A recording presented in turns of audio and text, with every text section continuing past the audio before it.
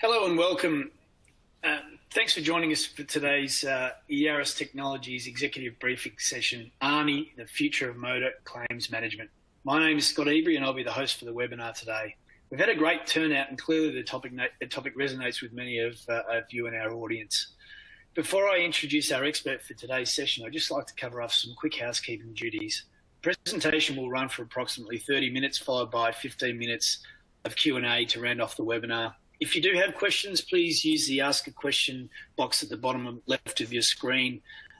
We've also got a couple of polls today just to get a read for your thinking around how you're feeling about a couple of the topics we want to put up. So please answer those questions as they come up. They'll be interactive, so it'll be pretty straightforward for you to execute.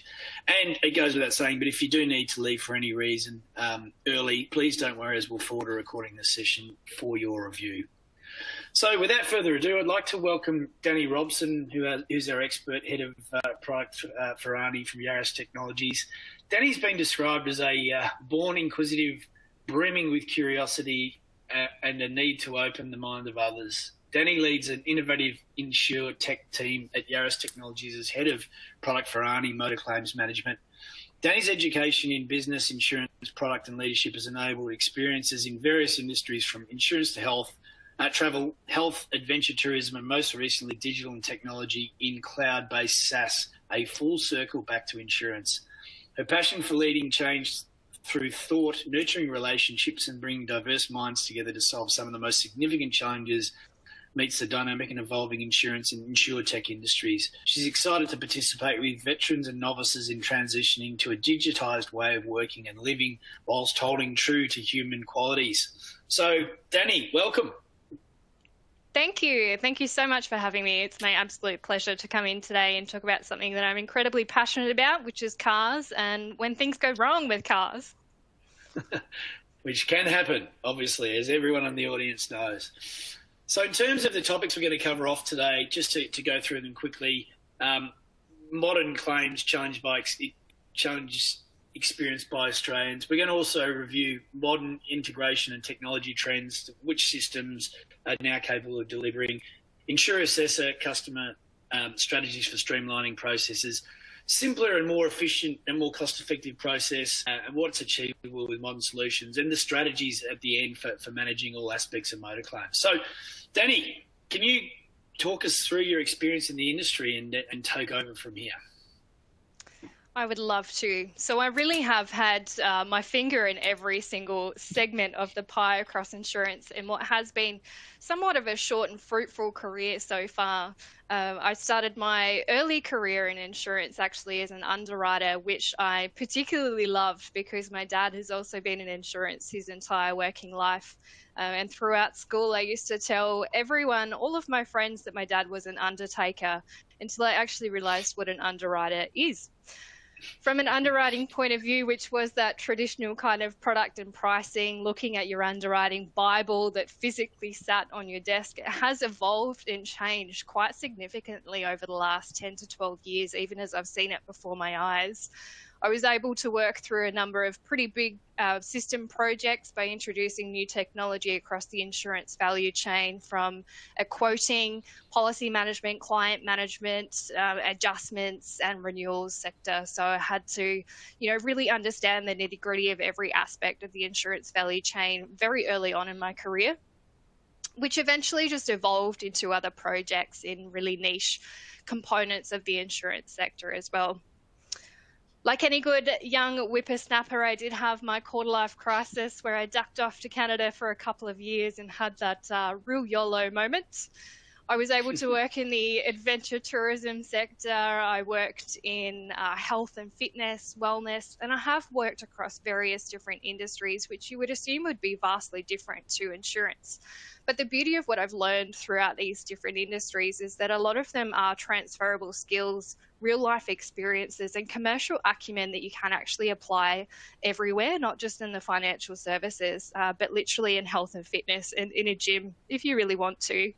It does change the way that your brain operates. I will go to the shops and I'll see a particular Tesla driving out of the car park and I think, oh, imagine if that front bumper had a fender bender, and what sort of calibration do those lights have to have? So I'm sure anyone on this call that's working specifically in the motor insurance or just insurance in general, your brain's wired differently as well. It has taken me through the regulatory and compliance space, particularly over the last couple of years, which has transformed a lot of the way that we operate, both from a systems and a processes point of view, which has really led me into the role that I am today, as Scott introduced, and head of product at Arnie, which is a motor claims management software. So we really look at the value chain, not just in the claims space, but how it influences the way that you take out a new product, the way that it's priced, and the way that it's developed in a way that you're actually offering value to those customers that might need to use it. The really interesting thing with insurance that's kept me here over the last few years is the fact that it's the product that everyone really needs, but no one actually wants, or no one actually wants to ever use it. And I'm really excited about the position that we're in the industry at the moment. It's just a world of opportunity, and there's so many things that we are able to improve. So it's my absolute pleasure to be in here working at the forefront at this point. Thanks very much, Danni. It's a many and varied road to this particular point.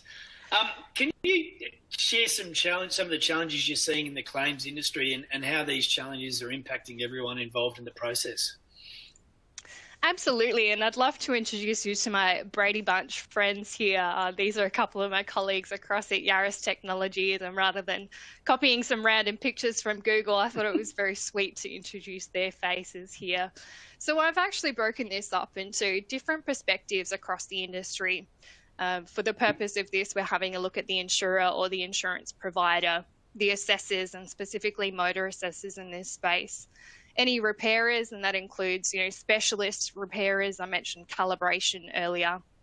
The customer, which ironically I've included myself. So it does look like this presentation circulates around me, which it does not. It circulates around the customer.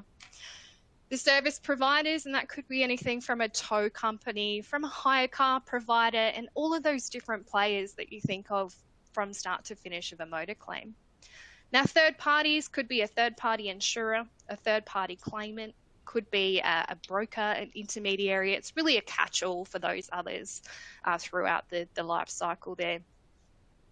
So when I talk about some of the challenges that I see today from these different perspectives, and bearing in mind there's a lot of crossover in some of these challenges from different angles as well. So, for example, co-action or collaboration from an insurance point of view.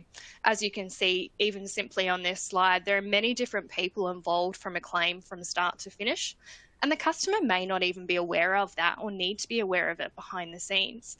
But the fact that all of those pieces need to be able to slot in together and work collaboratively or coactively is incredibly important and foundational for the success of a motor claim. Now, that applies to the insurer, the assessor, the repairer, the service provider, and the third party, really everyone that's involved. From an assessing point of view, we're really in this state of, think of some of the significant weather events that we've had over the last couple of years, and we're incredibly dependent on a lot of our motor vehicle assessors. They're a highly skilled, experienced skill set. It's a workforce that often are incredibly skilled panel beaters, mechanics. They know a lot more than a lot of us sitting behind a screen often when it comes to a motor claim. And we are dependent on these skills when we get to a point of having to assess a lot of the claims to be able to progress to the next stages. So we're in this really pivotal transitional stage of going from relying on our human beings to be able to progress those claims to the next stages. From a repair point of view, and of course this doesn't just sit with the repairers, the entire world has suffered from the pandemic from a supply chain point of view. Motor claims are no different. From a parts procurement point of view, which we have seen change over the last few years, given that we are now working in more of a global car park. What I mean by a global car park is, unfortunately, we don't have any manufacturers in Australia building cars any longer. So pretty much all of our cars and our parts are coming from overseas, which comes with all of those challenges in the supply chain. Nothing's really changed from a customer's point of view. obviously they're experiencing these delays and challenges that we've demonstrated through other areas of the value chain. But from a service point of view, the expectation is always there that it's transparent, that they're getting the right information at the right time, they're getting what they paid for, they're supported in a time that really is something that they never planned or never expected. Service is key. From a service provider's point of view, that decentralization, what I mean by that is a lot of service providers, assessors, outsourced services and skills that we might bring on board to support us throughout the motor claim, they might have to use a variety of different systems, different processes to work with different businesses and to work with different third parties. And a lot of them are quite disjointed or decentralized. So there's a lot of double handling, there's potentially a lot of misinformation, and it's just quite frankly a pain in the ass for a lot of them. That does apply to the third parties as well. I mentioned the brokers and the intermediaries earlier on. They do experience quite a few of those decentralization challenges and regulations. I probably don't need to go into too much, but we've all got a lot of hoops that we may need to demonstrate and provide evidence for.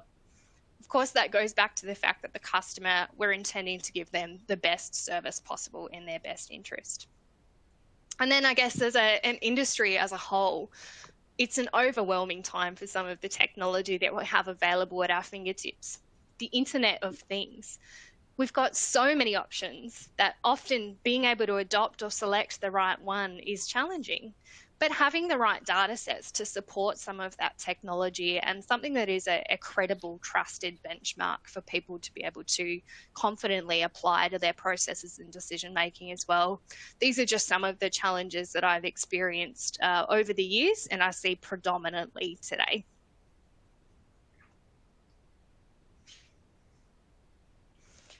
And I guess from a driving forces point of view, it wouldn't be a presentation about motor claims if I didn't mention the regulators. We do have quite significant driving forces across our industry. There are main regulators in our space that really do provide us that guidance to be able to support the customers and support our community and give us that direction on some of the key challenges that are happening more broadly outside of our organisations. So they have a really powerful role, but they're also a driving force for what happens with us today and in the future, and why. The environment, I've mentioned some of those pretty powerful weather events, and they are also a driving force for what's happening in our industry and what's happening with our customer service. The economy, I have a global car park icon there just to describe that, of course, we are driven by the way that our economy runs, the technologies that are available to us globally, and also some of those repercussions from the supply chain and the pandemic that we're all living and breathing. One of the most powerful driving forces that I feel is applicable to every single industry is that human touch, that human interaction, that human empathy. We all need to feel loved, we all need to feel belonged, and we all need to feel supported. And that, of course, is a major driving force in the way that we deliver and handle claims going forward, either as someone that is a manager or a handler of that claim, or the person on the other line. So I would love to put it out to this group. I have a question for you. In 2021, the Australian Financial Complaints Authority, better known as AFCA, reported that the number one reason for customer complaints in the claims or insurance space was either service quality, denial of the claim, or a delay in handling. So take a couple of seconds as you're eating your lunch and listening through to this webinar to click what you think is the number one reason in 2021 for the highest number of complaints.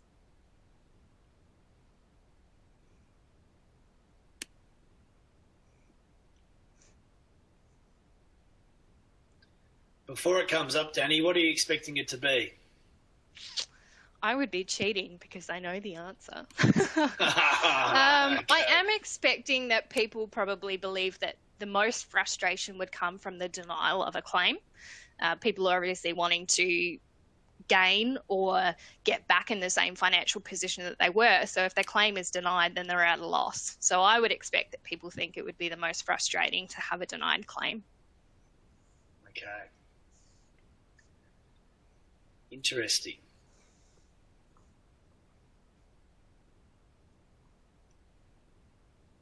So we've got quite a few respondents coming through now. Do you want to go to the next slide and show what the results are? Drum roll, please. Drum roll, please. Wow. Okay. Very interesting. So we've had over 70% of our participants say that the delay in handling causes the most complaints in the last calendar year, followed by service quality with quite a big gap there at 19%. And then the denial of the claim was the least. Everyone expects that the denials create the least amount of complaints, which is very interesting. I can let you all know Danni, sorry, can I just jump in there? Do you think that's got a lot to do, the delay in handling has got a lot to do with supply chain challenges that are being experienced, or is it something else? I think that is a very strong correlation, yes, and I think that would have a huge factor, particularly over the last couple of years when it comes to the delay in handling. A lot of which we're seeing is to do with the transparency or the lack of communication. So the expectations that customers have just aren't met or probably set in the first place. Yeah. Interesting. So I can let you know that... Yeah. Sorry, I was just going to say, how does this... You go, please. I was just going to say, those that selected service quality, they were actually the highest number of complaints by quite a bit. Almost 7,000 complaints in 2021 were related to the quality of service. So when you think about the quality of service, that could literally be the way that you were spoken to over the phone, or the nature of a text message that you received, or the way that you dealt with the repairer when you went to pick up your car. So there's many different variables in the way that your service is handled for a motor claim. And we saw that with the number of people that are involved as well. But that was the highest amount.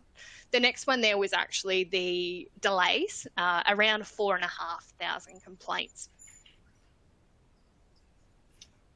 So how does this fit into the bigger picture, Danni? So it fits into the bigger picture. We talked about those driving forces and the way that we understand, we can create the most beautiful product that's priced competitively that everyone's going to buy it. But at the end of the day, if we're then handling that product in a way that, the only reason you buy insurance is to make a claim if you need to. If you're not handling that claim in a manner that's of a high service quality, in a timely manner that they can expect to get what they want out of a product that they've purchased, then what's the point?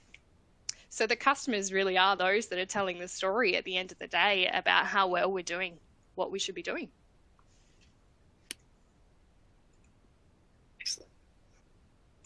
So where are we heading? I'm so glad you asked, Scott. So I guess in the future, we're talking about, 2 to 5 years time. In the very near future, it's coming up as well. But even beyond that, we've seen a lot of technology capability that's out there. We're overwhelmed by some of the services and the software that we could potentially get a demonstration for and explore. We really are looking to balance that customer experience, and we've seen that from the way that the number of complaints in the service quality field are the highest. We know that this is a problem that we need to focus on. So by balancing those expert technology platforms to perhaps mitigate the delays in handling that we're seeing, but also injecting that human empathy and injecting that human compassion that can be challenging to introduce with technology platforms, we can find the balance in there throughout the customer journey. And you may recall at the very start of this webinar, I talked about the fact that claims management isn't just about the moment they make the claim. It's the bigger picture. You talk about the way that they buy the insurance. They're buying an insurance product to protect themselves, to protect their financial situation, to protect their car or their asset in this position. So we should be selling the product based on the claims experience, which we're hoping is a positive claims experience. When they're lodging the claim, we're giving them the options that are available to them. We call that the channel of choice. You've got different demographics that you're selling your insurance products to that suit different lifestyles and different situations. Not everyone wants to make a phone call and sit on the phone to someone and get to know their inside out life story. But not everyone wants to lodge a claim from the touch of their mobile phone either. So providing those options. But of course, we're seeing a lot more of a commitment to those digital platforms for lodgement, as an example, than we have over the last few years. COVID has definitely had a huge influence in this space. There was a study that McKinsey had done, and I'd love to share the link for anyone that's interested in checking it out. But they've proven that people that have used digital platforms more over the last couple of years throughout COVID are more likely to continue to adopt these digital platforms. And then we see this shift from, a fancy novelty to more of an expectation in the field. When we talk about assessing the claim, I mentioned that often this can become a dependency before moving through to the next stage. So that speed and the accuracy, the evidence that supports that assessment, is really going to provide the more accurate or correct outcome both for the customer, for the insurer, for the repairer, and any other service provider that's involved throughout that claims management cycle. The management of the claim really does apply to that service quality that we spoke about. It's about providing them with the updates, not because the General Insurance Code of Practice says you need to. There's a 20-day marker that we need to provide updates. But why don't we provide an update when we can, or because we want to, or because that's what we would expect in that situation? By providing those updates in a proactive manner rather than waiting for a phone call or waiting for an email, we're obviously going to see a much higher quality of service throughout that claim. And then the settlement of the claim. We know that this is much broader when you're talking about recoveries, settlements working with third-party insurers and third-party claimants, but it really does take it right through to that end, and we can see operational cost savings, for example, or resource savings, or claim leakage savings, when we've got more of that evidence that we're collecting along the way to package it up with this beautiful ribbon at the end of the settlement. And then we'd expect that some of those settlements and recoveries are processed in a much more timely and effective manner as well. And of course, the true test of any claim, do they renew at the end of the day? Or do they cancel? And I'll tell you a little bit of a story later on in this webinar about why I cancelled at the end of the claim as well. So, Danni, what does the future of claims look like for each of these stakeholders? Oh, might need to move to the next slide for me. Sure. If you don't mind, Scott. That's all right. There you go. Awesome. Thank you. Oh. Bear with me. Alrighty. So the future of claims, and we see our little Brady Bunch faces reappear here. We're looking at this from the different perspectives across the value chain. Now, these aren't too futuristic. We're not talking George Jetsons. These are actually services and software that are available to us today. From a customer's point of view, we should be able to provide that instant notification to the insurer at the time of loss or damage. Getting service on the scene, so you're not standing on the side of the road awkwardly crying to dad saying that someone's just ran up your rear end.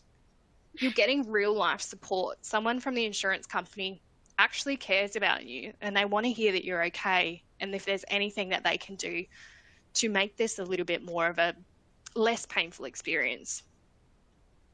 Exactly like I said before, provide them with those timely updates before they have to ask, before they even get time to sit there and wonder what's going on. And then that seamless return. So in the event that they've got a hire car, so they've enabled to, keep moving throughout this period of loss or repair, or while we're figuring out the replacement of the vehicle, make it really seamless to get their car back and to return the hire car. From an insurer's point of view, instant triage, being able to get all of the information that they need at the time of loss to come up with an intelligent and evidence-based way to understand, is it going to be a repair? Is it going to be a replacement? What sort of repairer does it need to go to? What sort of specialist does it need to go to? Do they have the parts? Do they have the capacity to be able to manage this? And what sort of an expectation can I set for those customers if it's going to go to this particular repairer? So we're really looking at, a looking glass into the repairer from an insurer's point of view so that you can give them the most accurate information at the time of loss. Now, what I mean by no-touch allocation is exactly that. Once you have all of those facts in place, being able to allocate it to the closest repairer if they haven't recommended a repairer of their own. Being able to send it to a shop that has the skill sets, the capacity, they've got the parts available, and they can do it in a timely manner. That seamless collaboration is really pivotal. When you're working with the insurance company, you expect that the repairer that they're sending you to understands what's going on. They know that your car's coming in. They know the key information about your policy that if you've got a question, and they're the ones that you're dealing with. And there's nothing worse than being in a repair shop and being asked all these questions that you also don't have the answers to, but you want to be able to help because at the end of the day, they're your shared customer. From an always auditing point of view, it's setting up those processes so that you're capturing all of that information in a timely manner.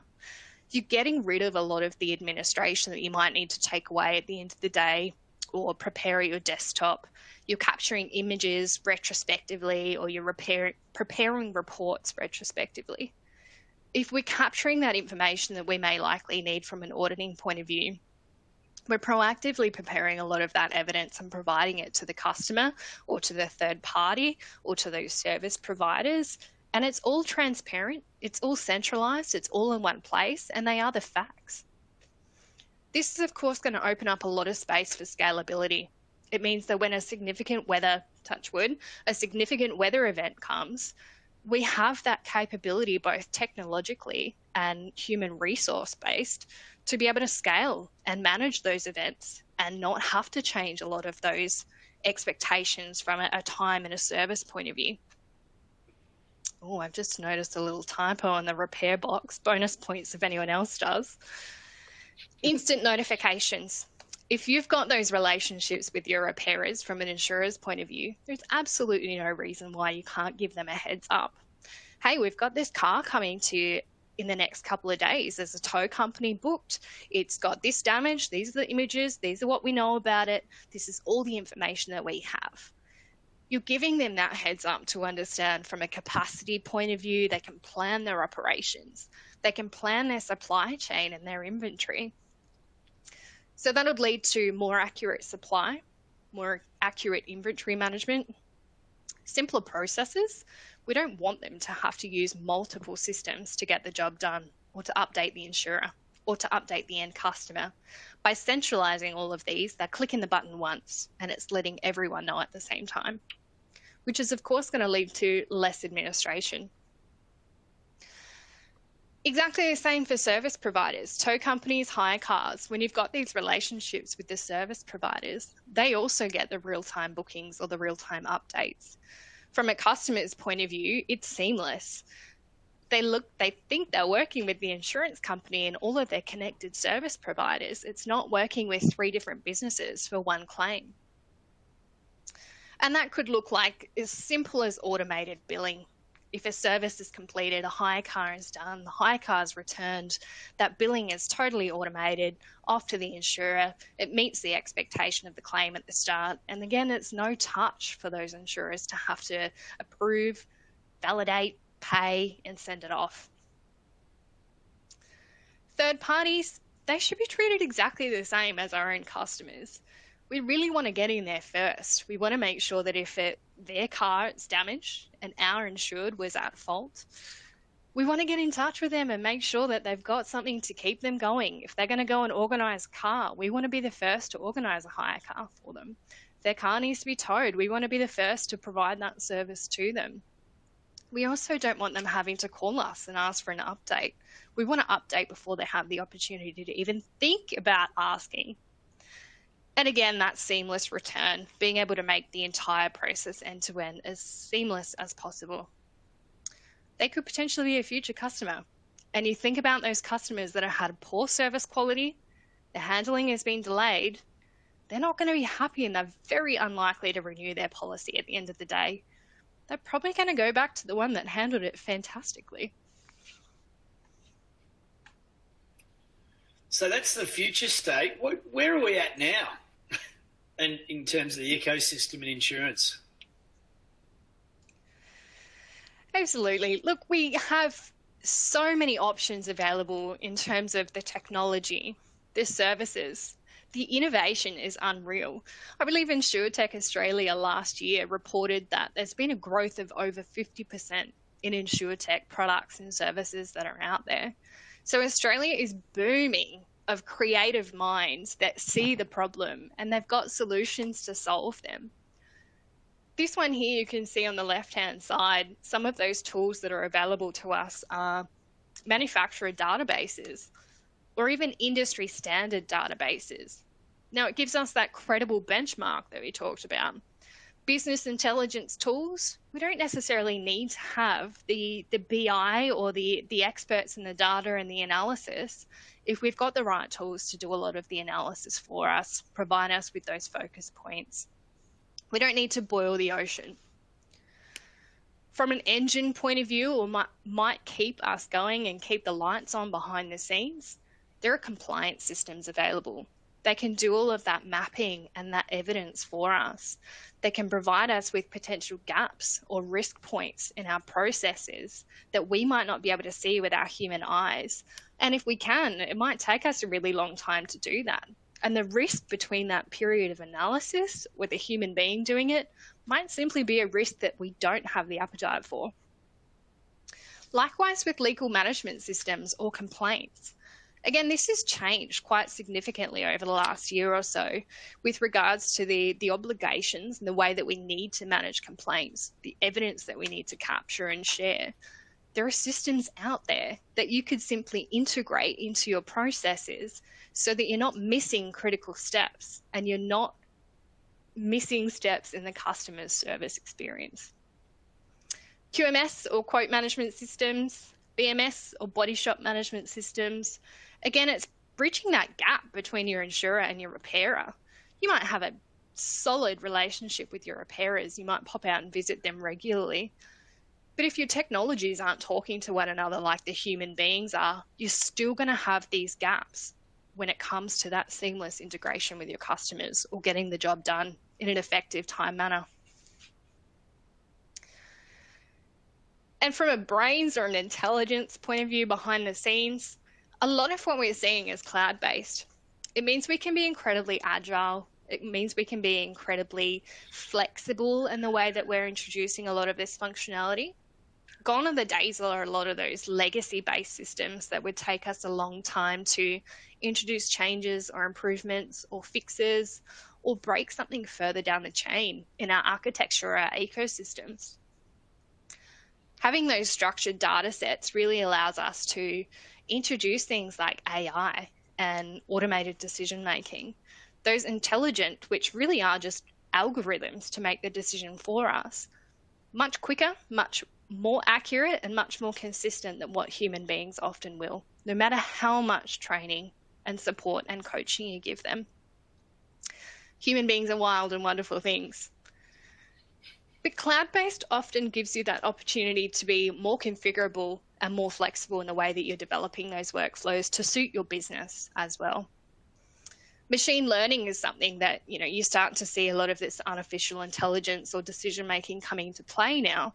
These things are only going to become more accurate and more intelligent over time, the more that we use them. And it's exactly the same as human beings. The more that you do something, the more confident, the more skilled, the more experienced you become. Commuters just do that times 1,000. So at the end of the day, we're looking for that reduced processing time, predictable costs, so we're not flying blind, and better service and handling for our customers and those that have to deal with us when handling those customers as well. So what are some of the tangible and practical steps that businesses can focus on now, and where should they start? Yeah, and it's a really good point because you can see that previous slide where there's, as I said, it can be overwhelming. There's a lot out there. So I've come up with what I think we can break this down into some tangible, practical steps to focus on. If you haven't already, start integrating You can, as I said, have those personal relationships with your service provider as rock solid as you would like, but without connecting your systems from your claims, your repairers, and your service providers, it's still going to be manually intensive. So have a look at integrating those solutions. And I say solutions because often repairers will have different systems that they're working with. It's not a one-stop shop for repairers to go to one system. There are multiple systems out there. Some will prefer to work with other systems. Likewise with service providers. Some of them might have their own white labeled solutions, or the solutions out there that a lot of them might have in common. So they're often going to have to create an integrated ecosystem with a variety of systems. So you can prioritize those, obviously the ones that you're doing the most business with, or the ones that are experiencing the most challenges or delays, perhaps start there. You can automate those reasonable assessment tasks to free up your assessors and others. We know that a lot of the dependency sits within the human assessors to be able to complete the assessments and progress those stages of the claim. So by automating some of those tasks with the tools and services that are out there, or quite simply allocating jobs to particular service providers under particular circumstances, so that you're not having to have a human being literally open it and allocate it to another service provider. This is of particular benefit or valuable in the time of a weather event. So if we've got hailstorms, which our dear friends in South Australia experienced, October last year now, it's almost coming up to a year. If you've got a trusted service provider that's local and they're willing to do the work and they want to be able to help you and provide those assessments, simply allocate everything that sits within that time frame or within a particular code to go straight to them, which is going to free up your assessors, it frees up your claims handlers, it gets the ball moving, it gets the car assessed, and it gets them well on the road to getting their car back in their pre-existing condition. Connecting with your partners and providers so that you can bridge those immediate gaps. Now, this is where I'm not talking about the technology. If you have current providers, systems that you're using, or services that you outsource your customers to use, build a human connection with them. You might only understand a really small part of what they're doing and what they're trying to achieve. And it goes with that age-old saying of together you'll go faster, further. So understand what they're doing and build that connection so that you can share your plans and vice versa. There's probably more synergies than you're aware of.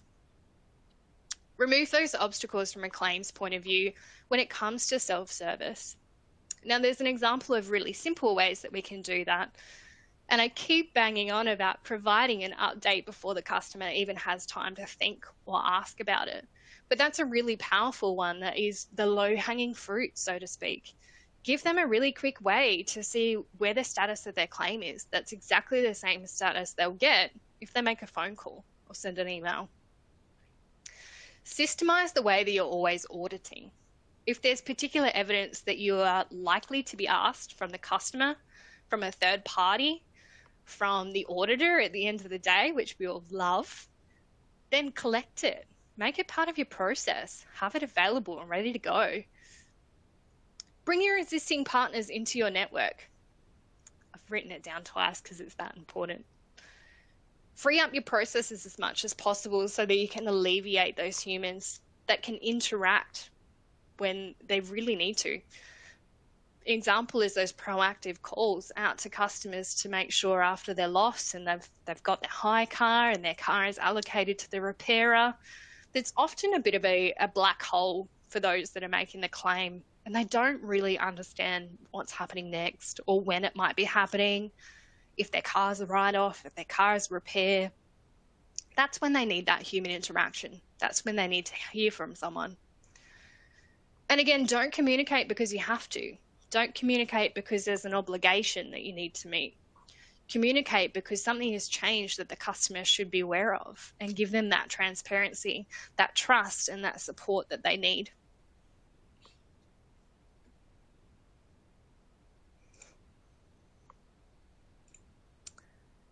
So we do have another poll in here, and I promise you this is the last one for today, so you can pop your sandwiches down one more time.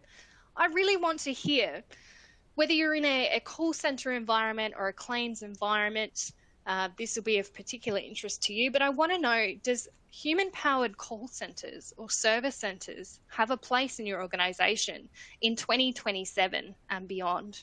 So that's only 5 years from now. Do you see human-powered call centers? The answer could be yes. We cherish our human interaction. It could be one of the driving forces or your unique selling points. The answer could be yes, but we're expecting it to be significantly reduced. We don't need as much human power. The answer could be no. In the future, even 5 years, it could be longer, we don't expect to have a call center at all. Go for it.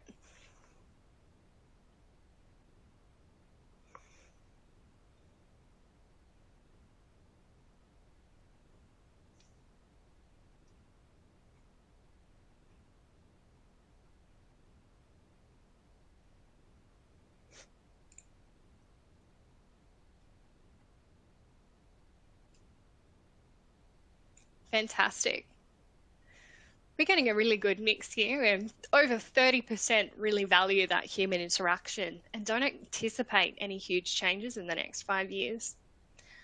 Over 60% of the audience today expect a significantly reduced human contact center, and a 6.3% have a vision or a future of not having a human-powered call center at all.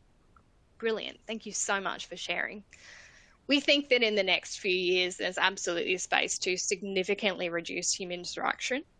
We see, particularly from an assessment point of view and a claims handling point of view, that there'll be space for those complex situations that AI either won't be capable of or the human race won't keep up in terms of having that as an available option. So I agree with all of you.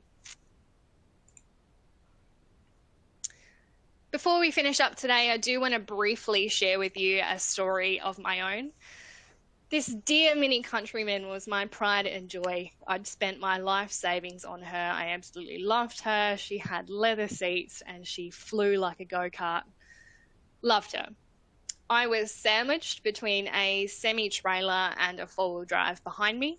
Needless to say, Mini Countryman was not built for that sort of rugged experience on the road. I was completely safe. No one was hurt. My car was minced. My airbag went off. It was 9:30 p.m. on a Tuesday night in a residential area. My horn wouldn't stop ringing. I was by myself. I was wearing skin-colored pajamas, and people literally thought I was naked on the side of the road. So needless to say, it was probably one of the worst days of my life. My car was towed. The police had come to visit. I was left on the side of the road, not knowing what to do with a hire car. Had to try and call someone, which all of my family were in a different state. It was 9:30 on a Tuesday. A lot of people were asleep. Luckily, the guy that ran up my rear end had given me his jacket and sent me his card and also went home to his family. So it was a pretty dismal experience at the actual event. And unfortunately, it didn't get much better from there on afterwards. I struggled to know where my car was towed to after the event. Having been on the phone to call centers, to my insurance company, no one could actually tell me where it was towed to. It took me a good 3 days to know what repairer my car was at. It took me another series of days to understand, was my car going to be repaired? What sort of an excess might I need to pay? Was I at fault? Was I partially at fault? I was only told a couple of weeks later that my car was written off, which apparently is quite common, particularly being a European car, and I wasn't that educated in the motor space at this point. Being a European car, my airbag had gone off, so the safety features were obviously vulnerable or compromised. It was a write-off. And the reason that I knew that is because I had a decent lump sum in my bank account. I had no letters, I had no phone calls, I had no emails, I had no text messages. I had literally nothing but a wad of cash in my bank account. I was catching public transport at the time. So the experience was really dismal, and you could understand as soon as I'd got to the bottom of that, I cancelled my policy and went and insured elsewhere. So I guess the reason I'm telling you this story is because it does relate to a lot of what we've talked about today. The experience could have been incredibly different had I been politely reminded of the product and the optional covers I had purchased, or not purchased in this situation. If I was simply informed, what will happen next and what can I do? Where is my car going? Is someone going to assess it and tell me what's going on? And what happens if it is a write-off? If I was genuinely offered support and understanding for my situation being standing on the middle of the road with my horn going off and everyone screaming at me while I look like I was butt naked, if people had actually been there to support me and understand that in this day and age, I was actually a vulnerable person. I didn't have people around me to help me. I was flying blind. And I needed to be informed at the time of my car being towed. Where are you taking it? If I was explaining the outcome and given the evidence at the time, I'd do my own research and understand why it was written off. You can see from the image, and maybe those that are more motor savvy will understand that that's obviously a write-off, but from what I could tell, it was aesthetic. And yes, my airbag had gone off, but I needed to be educated to understand what had happened. And I should have been given an update without having to ask for one. I literally spent hours on hold speaking to different people to find out where my car was, and that was just one of the inquiries that I had had. So you can already see some of those tactics that we've talked about, the strategies and the direction of motor claims, about how my life experience in a motor claim, thankfully it's the only one I've had to make, had been much, much higher, and I may not have cancelled my policy at the end of the day.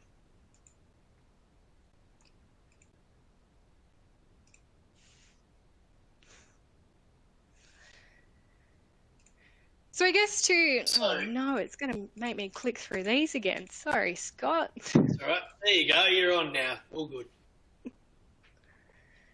So I guess to wrap up what we're doing here today, we talked about the future of motor claims management.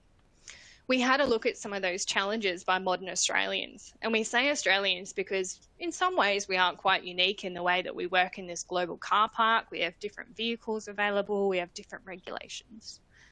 We had a look at what integrations and technology is out there and what the systems are capable of doing for us in terms of those services that we can integrate with, the services that we may already have at our fingertips. We talked about some of those strategies to streamline them. And it's not always the big, hairy, audacious goals or the huge projects that we've put off for some time. It could be those simple automations and allocations to get the ball rolling. That all adds up. Simpler and more cost effective, so freeing up the humans so they can deal with the complex issues. It's going to help you be more scalable. And the strategies of managing those aspects of claims. So we always look at a hybrid approach. We use industry available data sets or industry available benchmarks that are tried and trusted and credible. We also look to the data that's available from the manufacturers themselves, both from a compliance and a safety and a benchmarking point of view. And the customer data sets. We had a look at the complaints. No one's going to tell you better about what's going wrong or what's going right than your customers themselves. And the reality is, everyone wants claims to be simpler. Everyone.